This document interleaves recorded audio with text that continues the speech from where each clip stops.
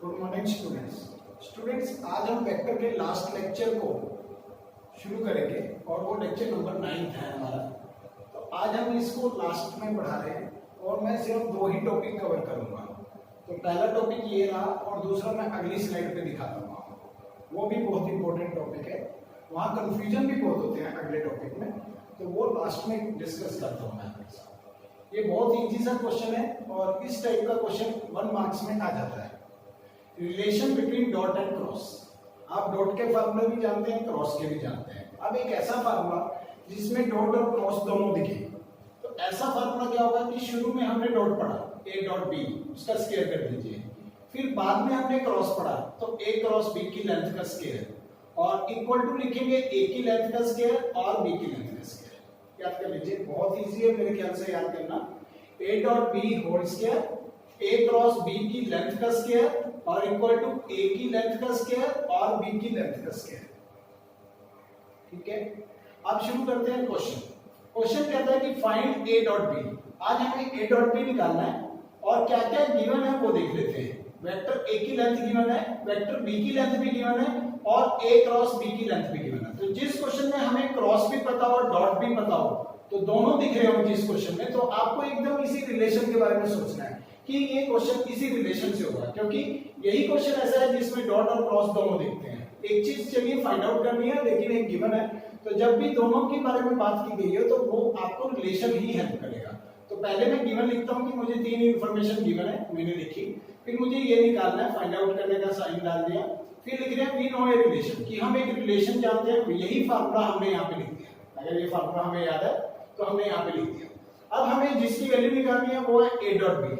तो a dot b ऐसे रखा, a क्रॉस b की लेंथ हमें पता है 35 है, तो 35 का स्क्वायर। a की लेंथ भी हमें पता है √26 है, तो √26 का स्क्वायर। और b की लेंथ भी हमें पता है वो 7 है, तो 7 का स्क्वायर। कैलकुलेशन करने के बाद ये बनता है 1274 और 35 का स्क्वायर जब हम इधर ट्रांसफर करेंगे तो माइनस करने से 1225, तो इसमें से इसको सब्ट्रैक्ट करके हमें 49 मिलता है। तो a क्रॉस b की लेंथ के स्क्वायर 49 है, तो a डॉट b क्या बन जाएगा आपका √49, और फिर √49 की वैल्यू क्या होती है ±7। तो आपको a डॉट b का आंसर ±7 मिला। स्टूडेंट्स, अगला टॉपिक शुरू करते हैं। ये टॉपिक बहुत इंपॉर्टेंट है। 3 पॉइंट्स कोलिनियर प्रूव करने हैं, और अगर हमें 3 पॉइंट्स कभी कोलिनियर आ जाए इस चैप्टर में, तो हम देख रहे होंगे आप कि मैं आपको टोटल 6 मेथड बता सकता हूं जिससे हम 3 पॉइंट्स को कोलिनियर कर सकते हैं। +2 के स्टूडेंट्स के लिए ये 6 के 6 मेथड्स हमारी बुक में है, लेकिन मैंने इकट्ठे ही आज आपको ट्रेन कर देना है कि वो 3 पॉइंट्स अगर कभी कोलिनियर प्रूव करने आ जाए तो हम कैसे कर पाएंगे। तो देखिए स्टूडेंट्स, फर्स्ट मेथड सबसे अच्छा मेथड है। मैं चाहता हूं कि आप इसी से किया करें जब भी क्वेश्चन करना हो। तो इस मेथड का नाम रख रहे हैं हम area of triangle. Area of triangle निकाल के दिखाया करेंगे और वो 0 आ जाएगा। जब भी कभी एरिया ऑफ ट्रायंगल 0 आ जाएगा तो हम कह देंगे कि 3 पॉइंट्स आर कोलिनियर। और ये एक्सरसाइज 12.6 में हमने आपको सिखा दिया कि एरिया ऑफ ट्रायंगल कैसे निकालते हैं। फिर भी मैं दोबारा से सिखा रहा हूं, आप एक बार और रिवीजन हो जाएगी। फिर दूसरा मेथड देख रहे हैं आप, AB cross AC equal to 0 vector आना चाहिए। अगर आप 2 वेक्टरों की क्रॉस 0 कर देते हैं तो आपको पता है कि ये दोनों वेक्टर पैरेलल हो जाएंगे। फिर उसके बाद मैं किसी ढंग से आपको कोलिनियर प्रूव करना सिखा दूंगा, वो तब सिखाऊंगा जब मैं इसका सॉल्यूशन शुरू करूंगा। अभी मैं फर्स्ट मेथड से सिखा रहा हूं, फिर इसी तरीके से थर्ड मेथड, फोर्थ और फिफ्थ और सिक्स्थ। तो ये टोटल 6 मेथड है। 6 मेथड बस मैं अभी आपके साथ डिस्कस नहीं कर सकता, क्योंकि ये चैप्टर 13 में फिर आएगा। तो चैप्टर 13 अभी हमने पढ़ा नहीं है, इसलिए 13 चैप्टर के बारे में अभी से बताना मुश्किल हो जाएगा। इसको हम डिस्कस लेटर करेंगे, लेकिन 4th चैप्टर आप पढ़ चुके हैं, इसके बारे में मैं अभी डिस्कस कर सकता हूं। तो इसको सीख लेते हैं कि हम डिटरमिनेंट मेथड से कैसे प्रूव किया करते थे 3 पॉइंट्स आर कोलिनियर। तो सबसे पहली बात कि अगर ये क्वेश्चन आ जाता है प्रूव दैट 3 पॉइंट्स, ये पहला पॉइंट, ये दूसरा और ये तीसरा कोलिनियर प्रूव करना हो, तो हम इसको 5th मेथड से नहीं कर सकते। मैंने यही लिखने की कोशिश की है कि डिटरमिनेंट मेथड में 3 पॉइंट्स को कोलिनियर प्रूव करना आता है, लेकिन हम इसको इस मेथड से नहीं कर सकते। तो इसके लिए हमें कुछ क्यों नहीं कर सकते, उसका रीजन भी लिखा मैंने कि 4 chapter concept cannot be applicable on this question because given 3 points coordinates are in the 3-dimensional form. कि जहां ये 3 पॉइंट्स हैं, ये तीनों के तीनों पॉइंट 3-dimensional फॉर्म में है, इसमें x भी है, y भी है और z भी है, इसलिए हम ये मेथड नहीं लगा सकते। और 4th चैप्टर में कैसे होता था, क्यों लगा लेते थे वहां पर? 4th chapter method determinant method can be applicable when given 3 points coordinate are in the 2-dimensional form. जब 2-dimensional form में ये पॉइंट्स दिए होते तब हम 3 पॉइंट्स को कोलिनियर प्रूव करने के लिए डिटरमिनेंट मेथड लगाते हैं। तो 2 पॉइंट्स में कैसा हो सकता है कि एक पॉइंट यहां लिखा हुआ और एक यहां, तो फर्स्ट वाला x को रिप्रेजेंट करेगा और सेकंड वाला y को रिप्रेजेंट करेगा। ये फर्स्ट को और x को और ये y को, ये x को, इसमें z नहीं होगा। तो जब भी कभी आपके पास आज के बाद 3 पॉइंट्स को लीनियर प्रूव करना है और वो सिर्फ 2-dimensional हो, तब तो आप एक्सरसाइज 4.3 का कांसेप्ट लगाएंगे। ये इसका भी सॉल्यूशन मैं करके नहीं दिखाऊंगा, आप 4.3 के नोट्स खोलेंगे और आपको याद आ जाएगा कि उसमें हमने 3 पॉइंट्स को कोलिनियर प्रूव करना कैसे सिखाया था। वो वाला मेथड हम तब लगाते हैं जब हमारे पास ये कोऑर्डिनेट्स 2-dimensional हो, और अगर हमारे पास 3-dimensional हो कोऑर्डिनेट्स तो हम इन चारों में से कोई मेथड या फिर ये वाला मेथड 6 मेथड लगा सकते हैं। तो अभी हम बात कर रहे हैं फर्स्ट मेथड की। अब आप फर्स्ट मेथड पे आ जाइए। तो फर्स्ट मेथड में क्या सिखाना चाहता हूं मैं कि आपको ए कोऑर्डिनेट दिया हुआ है, बी दिया हुआ है और सी दिया हुआ है। सबसे पहले इन पॉइंटों से आप पोजीशन वेक्टर तैयार कीजिए। पॉइंट से पोजीशन वेक्टर जब आप तैयार करते हैं तो उसको आप OA, OB और OC कहना शुरू करते हैं। तो OA कैसे बनता है आपको याद होगा, 3i - 2j प्लस 4k करने से ये पोजीशन वेक्टर में कन्वर्ट हो जाएगा। फिर सेकंड पॉइंट को लेकर के आप उससे सेकंड पोजीशन वेक्टर तैयार करेंगे OB। फिर थर्ड पॉइंट से आप थर्ड पोजीशन वेक्टर तैयार करेंगे OC। अब उसके बाद आप एक साइड तैयार करेंगे, साइड AB और साइड AC। हमेशा यही करना, साइड AB और साइड AC ही तैयार करना। अगर इसको A से स्टार्ट किया तो इसको भी A से स्टार्ट करना। अगर आप दूसरा कोई सीखना चाहते हैं तो मैं सिखा सकता हूं, लेकिन मैं और कंफ्यूज नहीं करना चाहता। आप यहीं से सीखें कि एक बार AB और एक बार AC ही निकालेंगे हमेशा। तो साइड AB और साइड AC। AB निकालते समय आपको फार्मूला बनाना है वेक्टर चैप्टर के अकॉर्डिंग, OB - OA, और OB की वैल्यू और -OA की वैल्यू लिखने के बाद मेरा आंसर ये आ जाता है। तो साइड AB की कैलकुलेशन आ गई। फिर हमने साइड AC के लिए OC - OA किया और उसकी भी कैलकुलेशन हमारे पास आ गई। यहां से OC उठाया और यहां से माइनस करके OA उठाया। तो जब हमने माइनस करके लिखने की कोशिश की तो साइन चेंज कर रहा हूं, तो ये माइनस हो गया, ये प्लस हो गया और ये माइनस हो गया। तो इस तरीके से आपके पास AC भी आ गया। इस रिजल्ट को हमने नंबर सेकंड बोल दिया। अब उसके बाद एरिया ऑफ ट्रायंगल ABC निकालना है। तो आपको एक फार्मूला याद कर लिया है, हमने बता दिया आपको। तो हाफ AB क्रॉस AC और उसकी लेंथ। तो अभी आप AB क्रॉस AC पहले कर लीजिए। तो क्रॉस कैसे करते हैं आपको याद होगा, IJ के टॉप पे लिखते हैं और AB के कोफिशिएंट और बाद में AC के कोफिशिएंट। तो AB के कोफिशिएंट आपको नंबर 1 से मिलेंगे, तो -2, 3 और -3 वो हमने लिखे। यूजिंग 1 and 2 कमेंट्स भी लिखेंगे पीछे। और AC के कोफिशिएंट आपको मिल रहे हैं -4, 6 और -6, वो आपने सेकंड रो में लिख दिए, थर्ड रो में लिख दिए। फिर आप इसको एक्सपेंड करना भी जानते हैं कि I को हेड बनाने के बाद कैसे बचते हैं वो 4 मेंबर, वो आपको पता है। फिर J को जब आप हेड बनाएंगे तो -J करने के बाद फिर आप सोच सकते हैं कि वो 4 मेंबर कौन से बचेंगे। पूरी एक कॉलम और पूरी एक रो डिलीट करने के बाद ये 4 मेंबर आपके पास बचते हैं, वो लिख दिए हमने। फिर हमने K को हेड बनाया और इसको कॉलम को डिलीट किया और रो को डिलीट किया। फिर हमारे पास ये 4 मेंबर बचते हैं, हमने वो लिखे।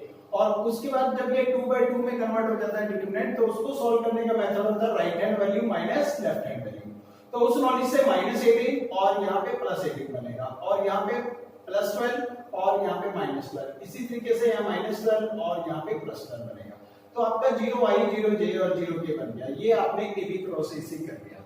अब मुझे एरिया ऑफ ट्रायंगल वाले फार्मूले में इसको वैल्यू को सब्स्टिट्यूट करके कैलकुलेशन करनी है। तो एरिया ऑफ ट्रायंगल का formula half AB cross AC और उसकी लेंथ। तो हाफ लिखने के बाद AB क्रॉस AC हमने रिजल्ट नंबर 4 से निकाल रखा है, 0i 0j 0k।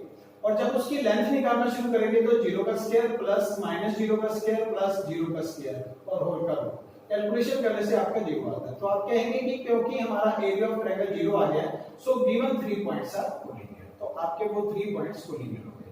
तो जब भी कभी 3 पॉइंट्स को लीनियर करना हो तो सबसे बेस्ट मेथड मुझे लगता है कि आपको यही यूज करना चाहिए। सिखाता मैं आपको यही चारों के चारों मेथड हूँ, अभी सिखाऊंगा आपको चारों मेथड, अगली स्लाइड में मैं सेकंड सिखाऊंगा, थर्ड सिखाऊंगा। तो सिखा मैं सभी दूंगा, लेकिन आप प्रेफर करें फर्स्ट मेथड को या फिर फिफ्थ को। फिफ्थ की तो हमारी मजबूरी है कि हमें फिफ्थ तब लगाना पड़ता है जब कोऑर्डिनेट 2 डायमेंशनल हो, और जब कभी 3 डायमेंशनल हो तब आप ये मेथड लगाएंगे। तो आपको फर्स्ट और फिफ्थ ही प्रेफर करना चाहिए जब भी करना है। बस मैं आपको यहाँ पे कोऑर्डिनेट्स बता देता हूँ कि यहाँ क्या कोऑर्डिनेट्स आएंगे। तो ये कोऑर्डिनेट्स बताने के लिए मुझे 2 मिनट का समय दीजिए। स्टूडेंट्स, इसके कोऑर्डिनेट मैंने फिल कर दिए हैं। A कोऑर्डिनेट 4 2 और B कोऑर्डिनेट 4 5 और C कोऑर्डिनेट -2 और 2 है, और इन 3 पॉइंट्स को आपने कोलिनियर प्रूव करना है। तो आप क्या देख पा रहे हैं इस क्वेश्चन में और इस क्वेश्चन में क्या फर्क है, क्यों हम इसमें 4.3 ही लगाएंगे और क्यों इस क्वेश्चन में हम 12.6 ही लगाएंगे? क्योंकि यहाँ पे जब पॉइंट्स के कोऑर्डिनेट देख रहे हैं तो आपके पास 3 डायमेंशनल है, और यहाँ पे अगर आप पॉइंट्स के कोऑर्डिनेट देख रहे हैं तो 2 डायमेंशनल है। तो आपने ये सीख लिया कि जब भी कभी यही क्वेश्चन आता है कि 3 पॉइंट्स को लीनियर प्रूव करना है, वहां भी ऐसा लिखा है 3 पॉइंट्स को लीनियर, और वो 3 डायमेंशनल हो तब तो आप 12.6 का कांसेप्ट लगाएंगे ये वाला। और अगर आपको 2 डायमेंशनल में पॉइंट दिया गया हो फिर आप 4.3 का कांसेप्ट लगाएंगे डिटरमिनेंट। तो मतलब आपको ये मेथड जरूर लगाने याद करना है, और ये मेथड जरूर। और इसकी प्रैक्टिस कैसे करेंगे आपकी, ये कैसे किया करते थे आप 4.3 के नोट्स आपने खोलिए, आपको सब कुछ समझ आएगा। फिर भी कोई प्रॉब्लम आती है तो आप उससे फोन पे बात कर सकते हैं। दोबारा से सेकंड मेथड शुरू करते हैं स्टूडेंट्स। इस बार इतने स्पेस में मैं सेकंड एंड फोर्थ मेथड आपके साथ डिस्कस करूंगा, थर्ड मेथड मैं अगली स्लाइड में डिस्कस करता हूं। तो क्या लिखा गया, प्रूव 3 पॉइंट्स आर कोलिनियर, लेकिन मैं सेकंड और फोर्थ मेथड सिखा रहा हूं। फिर दोबारा से ये एरिया जितना ये एरिया, ये चाहे आप सेकंड स्टेप मेथड कर रहे हैं चाहे आप फोर्थ, इसके ये तो सभी दोनों के लिए लिखना है। तो मैंने ऊपर लिख दिया है common solution for second and fourth. अगर आप सेकंड मेथड कर रहे होंगे तब भी आप ये सारा लिखेंगे, फोर्थ मेथड कर रहे होंगे तब भी आप अपने नोट्स में सेकंड मेथड अलग लिखना, तब भी इसको लिखना। जब फोर्थ मेथड करेंगे तब ये पोर्शन दोबारा लिखना, तब आपको ज्यादा समझ आएगा, नहीं तो आप कंफ्यूज हो जाएंगे। मैंने 2 बार नहीं लिखा, तो ये सेक्शन आपने 2 बार समझना है। सेकंड मेथड में भी काम आ रहा है और फोर्थ में भी। तो ये पहले वाला ही है बिल्कुल। ए पॉइंट हमें गिवन है, उससे हमने पोजीशन वेक्टर ओ तैयार किया। बी पॉइंट गिवन है, उससे हमने पोजीशन वेक्टर ओ बी तैयार किया। सी पॉइंट हमें गिवन है, उससे हमने पोजीशन वेक्टर ओ सी तैयार किया। फिर हमने साइड ए बी और साइड ए सी तैयार कर दिया। साइड ना बोले इस बार, सिर्फ वेक्टर ही बोल दें कि हमने वेक्टर ए बी और वेक्टर ए सी तैयार किया। ठीक है, जब हमने ये वेक्टर तैयार किए हैं तो उसको तैयार करने का फार्मूला भी आप जानते हैं, OB माइनस OA करके हो जाता है, और ऐसे ही OC माइनस OA करके ये रिजल्ट को नंबर 1 और 2 मान लिया। अब अगर आपको मैं सेकंड मेथड सिखाना चाहता हूं तो मुझे आपको AB क्रॉस AC की 0 प्रूव कराना पड़ेगा, उसकी क्रॉस 0 होनी चाहिए। तो जब आपको AB क्रॉस AC करेंगे तो IJ के लिखने के बाद AB के कोएफिशिएंट उठाते समय -2 3 और -3 बनता है, वो लिखा। और AC के कोएफिशिएंट उठाते समय -4 6 और -6 बनता है, वो लिखा। पीछे कमेंट भी लिखा यूजिंग 1 एंड 2, और फिर आपने इसको एक्सपेंड किया तो आपका 0 I 0 J और 0 K बनता है। तो इसका मतलब ये 0 वेक्टर हो गया।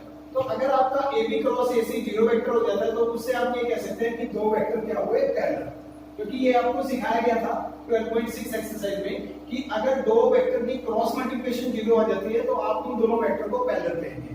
तो एक क्षण के लिए तो आपको लगा कि ये दोनों पैरेलल बोल देने चाहिए। तो अगर ये पैरेलल है तो इनकी फोटो फिर ऐसे बननी चाहिए, ये सिर्फ समझाने के लिए किया मैंने।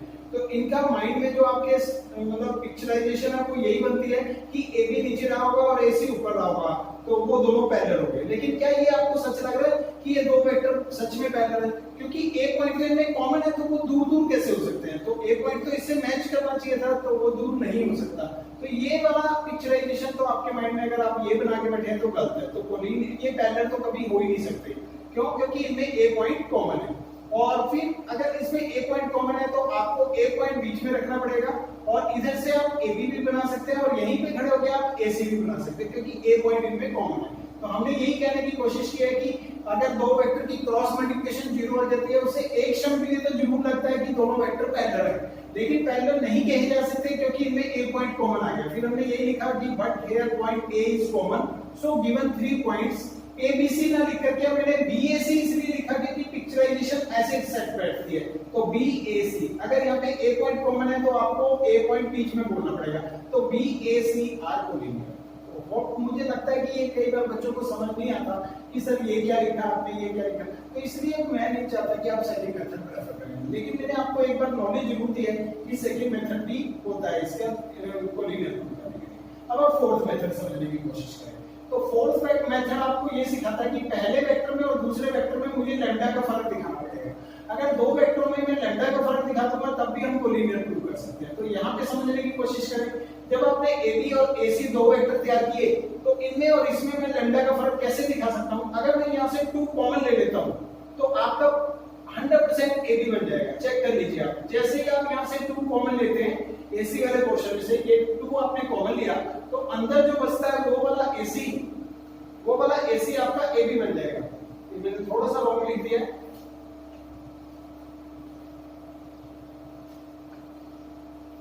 इधर मुझे लिखना चाहिए था AC और इधर लिखना चाहिए था AB। कैसे समझा सकता हूं, दोबारा समझ लेते हैं कि AC की वैल्यू में से अगर हम 2 कॉमन ले लेते हैं तो उसके बाद जो ब्रैकेट बचती है वो AB बन जाती है। तो यही मैंने समझाने की कोशिश की कि 2 कॉमन लेने के बाद जो अंदर बचता है वो AB बनता है और इधर AC। तो इस पहले वेक्टर में और दूसरे वेक्टर में हमने लैम्डा का डिफरेंस दिखा दिया। तो एक दो वेक्टर में अगर हम लैम्डा का डिफरेंस दिखा देते हैं तो वो वेक्टर पैरेलल हो जाते हैं या फिर कोलिनियर हो जाते हैं। तो हमने कहा कि अगर ये ऐसा हो गया तो ये दोनों वेक्टर या तो पैरेलल हैं या फिर क्या है, कोलिनियर। लेकिन हमने इनको पैरेलल रिजेक्ट इसलिए कर दिया क्योंकि A point is common, but here A point is common, so given 3 points are collinear. तो ए पॉइंट इज कॉमन।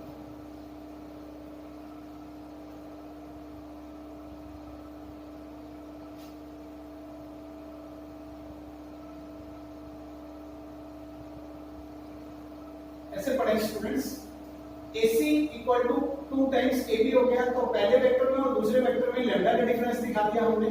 और फिर हम क्या कह रहे हैं कि ये दोनों वेक्टर या तो पैरेलल हो गए या फिर कोलिनियर हो गए, but here A point is common. लेकिन यहाँ पे A पॉइंट कॉमन है तो पैरेलल तो कभी नहीं हो सकते, फिर ये क्या बनते हैं, कोलिनियर बनते हैं। तो so given 3 points are collinear. तो इस तरीके से हम फोर्थ मेथड से भी प्रूव कर सकते हैं। अब बचा हमारे पास थर्ड मेथड, वो मैं नेक्स्ट स्लाइड में आपके साथ डिस्कस करूंगा।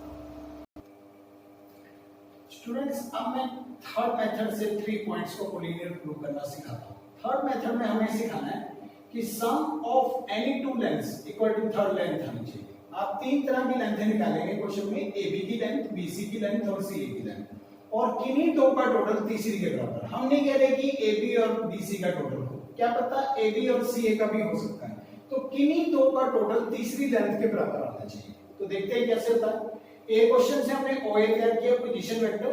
बी पॉइंट से हमने बी पोजीशन वेक्टर तैयार किया OB, और सी पॉइंट से हमने पोजीशन वेक्टर OC तैयार किया, ये आपको आता है। फिर उसके बाद हमने 3 तरह की साइडें तैयार की पहले, तो साइड AB, साइड BC और साइड C। और AB तैयार करने के लिए OB माइनस OA किया, और BC तैयार करने के लिए OC माइनस OB किया, और CA तैयार करने के लिए OA माइनस OC किया। ये सब आप यहां से देख सकते हैं, और इससे रिजल्ट को मैंने नाम दिया 1 2 3।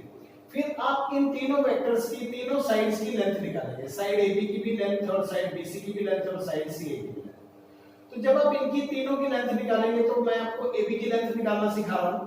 I का कोफिशिएंट पढ़ने के बाद उसका स्क्वायर कीजिए, J का कोफिशिएंट पढ़िए उसका स्क्वायर कीजिए, और K का कोफिशिएंट पढ़िए उसका स्क्वायर कीजिए, सभी को ऐड कीजिए, सभी का रूट कर दीजिए, और कैलकुलेशन बनती है 4 + 9 + 9 यानी कि √22। तो ये आपका एक आंसर आया। तो इसी तरीके से जब आप BC को सॉल्व करेंगे वो भी √22 आता है, और जब आप CA को सॉल्व करेंगे 88 रूट आता है, और मैं उसमें से जब प्राइम फैक्टर्स बनाता हूं तो 2√22 बन जाता है यूनिट्स। तो इसको रिजल्ट 6 मान लिया। तो अब आप तीनों आंसर्स को चेक कीजिए, ये √22, ये √22, ये ट्वाइस ऑफ √22। तो किन्हीं दो का टोटल क्या तीसरी के बराबर दिख रहा है, तो आप कहेंगे यस, AB + BC का सम आज आपका CA के बराबर आ रहा है। तो AB की लेंथ और BC की लेंथ का इक्वल टू CA की लेंथ आ गया। तो अगर दो लेंथों का सम तीसरी लेंथ के बराबर आ जाता है तो हम क्या कहेंगे, गिवन 3 पॉइंट्स आर कोलिनियर। तो हमने इस तरीके से भी क्वेश्चन को सॉल्व किया। तो मैंने आपको टोटल 4 मेथड्स समझाए। एक स्लाइड में सिर्फ फर्स्ट मेथड सिखाया था, फिर सेकंड स्लाइड में मैंने आपको सेकंड एंड फोर्थ मेथड सिखाया, और अब थर्ड मेथड सिखा रहा हूं लास्ट में। और फिफ्थ मेथड भी मैं आपके साथ फर्स्ट स्लाइड में डिस्कस कर चुका हूँ कि फिफ्थ और सिक्स्थ में अभी सॉरी फील करता हूँ, ये मैं आपको तब सिखाऊंगा जब हम 13 चैप्टर कर रहे होंगे। तो अब मैंने आपको 5 मेथड्स बताए टोटल कोलिनियर प्रूव करने के। और next question students, prove that the point A B C having position vector A, vector B, vector C are collinear if and only if b cross c plus c cross a plus a cross b equal to 0 vector. तो theoretically ये सवाल करना है आपको। तो o आपको दिया गया है कि a पॉइंट वेक्टर a से रिप्रेजेंट होगा और b पॉइंट वेक्टर b से और c पॉइंट वेक्टर c से रिप्रेजेंट होगा। तो आज आपने क्या लिखना है, OA इक्वल टू a है और OB आपको स्मॉल b दिया हुआ है और OC आपको स्मॉल c दिया हुआ है। इससे आप दो तरह की साइडें निकालेंगे, एक AB और एक AC। तो AB का फार्मूला आप जानते हैं, वेक्टर में OB माइनस OA करने से बनता है। तो OB की वैल्यू आपके पास B है और OA की वैल्यू आपके पास A है। तो B माइनस A करके रिजल्ट तैयार हुआ नंबर 1। फिर आप AC तैयार करेंगे OC माइनस OA करने से, C माइनस A, और ये आपका रिजल्ट तैयार हुआ 2। अब आप जानते हैं कि 3 points are collinear when AB cross AC equal to 0। Second method अगर आपको याद है, जब हम आपको मेथड बताते हैं कोलिनियर के, तो वहां आपको सिखाते हैं कि 3 points are collinear when AB cross AC equal to 0 vector. तो इफ एंड ओनली इफ वाला सवाल है, इसलिए आप इफ एंड ओनली इफ का साइन हर बार डालते रहेंगे। तो AB और AC की वैल्यू अब आपके पास है, तो रिजल्ट 1 और रिजल्ट 2 से आप लेके आए। यहां पॉइंट लिख सकते थे हम यूजिंग रिजल्ट 1 एंड 2। और फिर अब आप इसको क्रॉस करेंगे तो कैसे करेंगे, B वेक्टर को आप पूरे वेक्टर से क्रॉस करेंगे पूरी ब्रैकेट से, और माइनस A को पूरी ब्रैकेट से आप क्रॉस करेंगे। और फिर जब हम ऐसा करते हैं तो B क्रॉस C बन जाता है, और B को जब हम A से करते हैं तो B क्रॉस A बन जाता है, और A को जब हम C से करते हैं तो A क्रॉस C बनता है, और A को जब हम A से करते हैं तो माइनस माइनस प्लस हो जाएगा और A क्रॉस A लिखा जाएगा।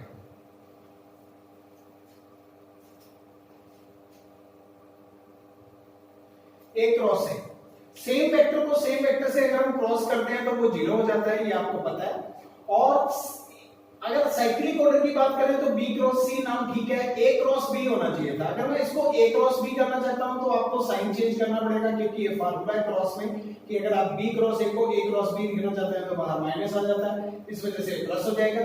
ये भी साइक्लिक ऑर्डर से गलत है, तो इसको C क्रॉस A होना चाहिए था। तो C क्रॉस A करने लगेंगे तो एक माइनस हो जाएगा, तो वो इस माइनस को प्लस कर देगा और ये 0 और सामने भी 0 वेक्टर है। तो आपको B cross C cross A plus A cross B equal to 0 मिला। और इफ एंड ओनली आप हर लाइन के आगे डालते रहेंगे और यही आपको प्रूव करना था। तो left hand side equal to right hand side, hence prove. Last में स्टूडेंट असाइनमेंट नंबर 37 मैं आपको दे रहा हूं, और इसमें टोटल 4 क्वेश्चंस मैंने आपको दिए, और ये 4 क्वेश्चंस उन्हीं टॉपिक्स पे, उन्हीं क्वेश्चंस पे बिल्कुल डिपेंड करते हैं जो मैंने सॉल्व करके दिखाए हैं आपको इस असाइनमेंट, इस लेक्चर में, और इनके आंसर्स भी साथ में लिखे हैं। तो आप इनको कंप्लीट कर लीजिए। इस तरीके से हमारा आज 12 चैप्टर बिल्कुल कंप्लीट हो जाता है। और स्टूडेंट्स एक रिक्वेस्ट है, जब आप वीडियो देखते हैं तो वीडियो देखने के बाद आप अपने कमेंट जरूर लिखा करें। जब YouTube पे आप वीडियो देख रहे होते हैं तो बिल्कुल उस वीडियो को चलाते समय बिल्कुल लास्ट में जाने पर कमेंट आते हैं और आप वहां पे कमेंट लिख सकते हैं। अपना नेगेटिव पॉजिटिव जो भी आपका एक्सपीरियंस है उस वीडियो को देखने के बाद वो मुझे जरूर दिया करें। वो मुझे मोटिवेशंस देते हैं और मुझे फीडबैक भी देते हैं कि आपको कितना समझ आ रहा है। Thank you students.